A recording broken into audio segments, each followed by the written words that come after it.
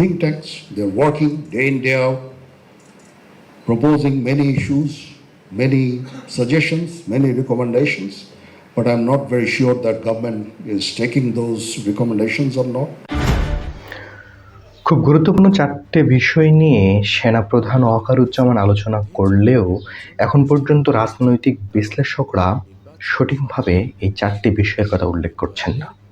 তারা বিভিন্ন তথ্য উপাত্ত দিয়ে এই সেনাপ্রধানের বক্তব্যকে উপস্থাপন করার চেষ্টা করছে। সেখানে উপস্থাপন করার চেষ্টা করছে অন্তর্বর্তীকালীন সরকারের প্রধান উপদেষ্টা এবং ওয়াকারুজ্জামানের মধ্যে মতদ্বন্দ্বের ব্যাপারটি।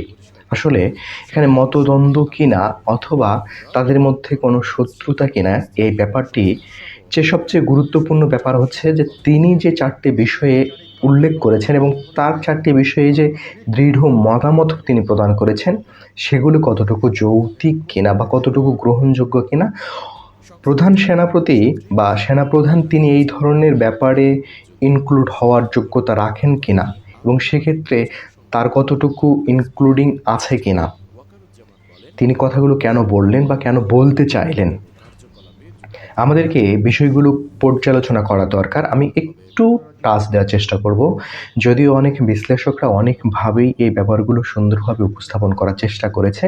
আমি শুধু এই চারটি বিষয় নিয়ে অল্প কিছু কথা বলার চেষ্টা করব।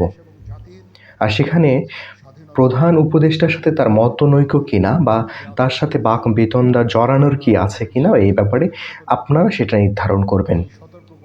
প্রথমেই যে ব্যাপারটি তিনি উল্লেখ করার চেষ্টা করেছেন সেটা হচ্ছে যে করিডোর দেওয়ার ব্যাপারে অন্তর্বর্তীকালীন সরকারের কতটুকু ক্ষমতা আছে। তিনি বোঝানোর চেষ্টা করেছেন যে করিডোর দেওয়ার ব্যাপারে বা এই ধরনের কোনো ব্যাপারে রাষ্ট্রীয় পরিচালনায় যারা নির্বাচিত সরকার থাকবে তারাই এই ধরনের সিদ্ধান্তগুলো প্রদান করতে পারবেন বা প্রদান করা যৌক্তিক। কোনো অন্তর্বর্তীকালীন সরকার বা জনগণের ম্যান্ডেট ব্যতীত কোনো সরকার এই ধরনের কাজগুলো করা উচিত নয়। তো এইটার ব্যাপারে সেনাপ্রধান একমত হননি এবং না হওয়ার পিছনে কারণ আছে। এ ব্যাপারে যে আলোচনা হচ্ছে সেখানে সেনাপ্রধানকে ইনক্লুড করানো হয়নি। এই ব্যাপারে পররাষ্ট্র উপদেষ্টা তৌহিদ হোসেন কোনো কথা বলতে না চাইলেও জাতীয় আইন উপদেষ্টা ডক্টর ফজলুল করিম কিছু কথা বলেছেন যে করিডোর দেওয়ার ব্যাপারে আমাদের কোনো কথা হয়নি, তবে জাতিসংঘের একটি সিদ্ধান্তের ব্যাপারে বাংলাদেশ বিবেচনা করছে। এই যে বিবেচনা পর্যন্ত আপনারা গেলেন, যেহেতু এদেশের প্রধান ক্ষমতার জায়গায় এখন দুইজন মানুষ আছে, এক সেনাপ্রধান, এক অন্তর্বর্তীকালীন সরকার প্রধান। এত বড় একটা সিদ্ধান্ত হচ্ছে, বিবেচনা করছে, আলোচনা হচ্ছে, কিন্তু সেখানে সেনাপ্রধানকে ইনক্লুড করা হলো না।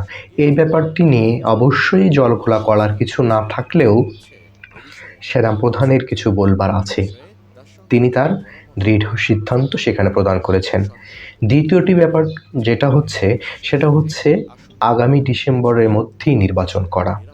একটা অন্তর্বর্তীকালীন সরকার বা একটা বিপ্লবী সরকারের উচিত যত দ্রুত সম্ভব নির্বাচন দেয়া। নির্বাচনের টালবাহানা চলছে, কেন চলছে সেটা সাধারণ জনগণ এই মুহূর্তে বুঝে গেছে। কারণ তার প্রধান কারণ হচ্ছে এনসিপি দল এবং এই অন্তর্বর্তীকালীন সরকারের অন্তর্ভুক্ত থাকা দুইজন উপদেষ্টা যারা সমন্বয় থেকে এখানে এসেছে।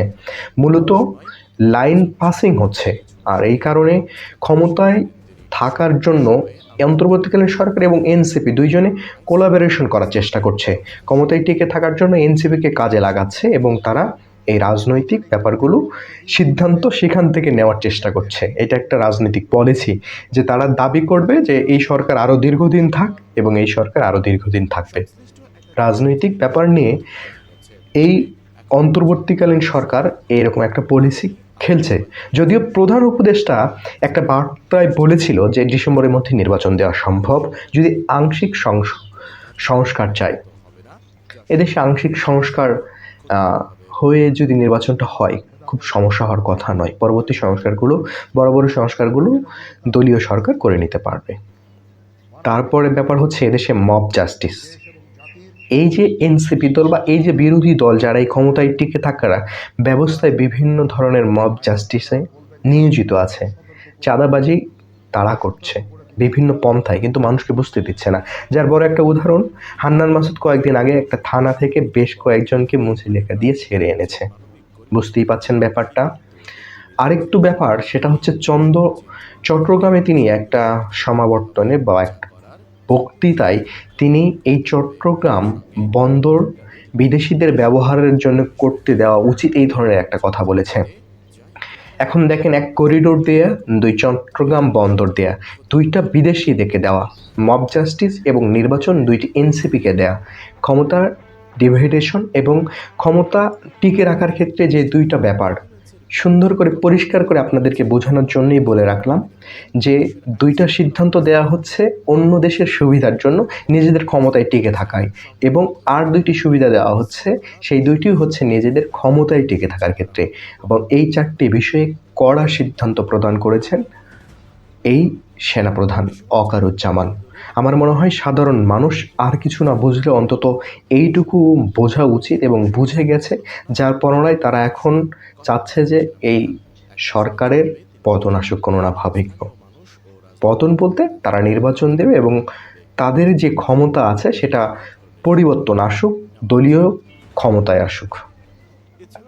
দেখা যাক এই যে চারটা বিষয়ে আলোচনা করা হলো, বা এই চারটা বিষয়ের শেষ ফলাফল এসে কী দাঁড়ায়, এবং আমরা মনে করব ভালো কিছুই আসবে। সে পর্যন্ত সকলেই ভালো থাকবেন, সুস্থ থাকবেন।